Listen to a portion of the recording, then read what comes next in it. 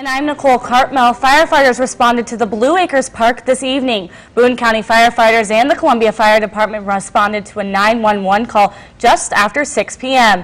Residents in the area say they saw tons of smoke. The Columbia Fire Department says 3 people were inside the mobile home when the fire started, but everyone is safe this evening.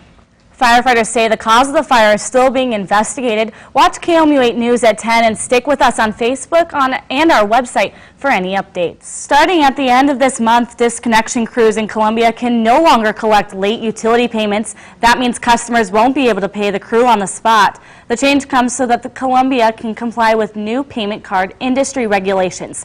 The idea is to steer customers' financial data by limiting and controlling who, how, when, and where city personnel may access this information. Only those working in the finance department will be able to access this information, not Columbia Water and Light crew members.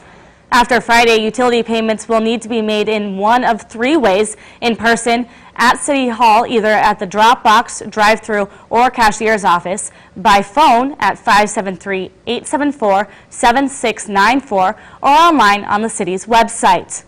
Here's what you had to say about the change on Facebook. Sean D. posted, "They should be able to pay on the spot. The reconnection charges are usually ridiculous and put more of a burden on a family that may already be struggling or in dire need." Myra Meadows said, "How do you forget? The bill is due the same day each month, just like Christmas is always the 25th of December. The amount varies on the usage, but still due the same day each month." A group in mid-Missouri is fighting to keep a power company from installing hundreds of miles of power lines. The group Block Gain Express Missouri met in Madison today to discuss Clean Line Energy's partner's $2 billion proposal. Block GBE says the power lines would run through up to 1,000 farms and hurt property values. It also says power would primarily go to Indiana, not mid-Missouri. Despite the opposition, the Texas-based company Clean Line Energy Partners lists several benefits on its website about the Grain Belt Express project. Those include providing cheaper energy for residential and business customers, creating more than 5,000 temporary and more than 500 permanent jobs, and providing increased tax revenues that can go toward education or infrastructure.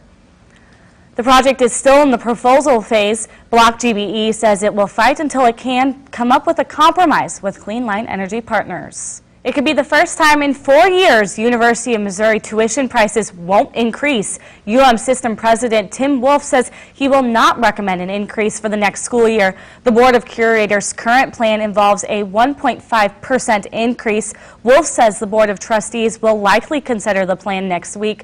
Earlier this week, Governor Jay Nixon proposed putting $80 million into higher education, but only if colleges do not increase costs.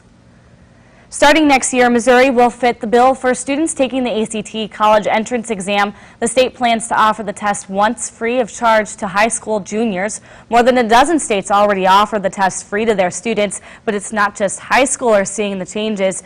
The state also plans to reduce the time some elementary and middle school students spend taking state exams. State Highway Patrol troopers are searching for 2 suspects tonight in Monroe County after an alleged burglary of an outdoor shed. Owners of the property say the men tried to steal from the shed and they fled with one other person who has been captured. Highway Patrol used a canine unit and a helicopter to search for them. A Highway Patrol sergeant says he doesn't know if the men are armed or dangerous, but to use caution. After more than 20 years on death row, a Missouri inmate has an execution date. Michael Taylor is scheduled to be executed on February 26 for raping and stabbing 50-year-old Ann Harrison to death. Harrison was waiting for a school bus when Taylor and Roderick Nunley abducted her. The state planned to execute Taylor back in 2006, but the state granted him a stay.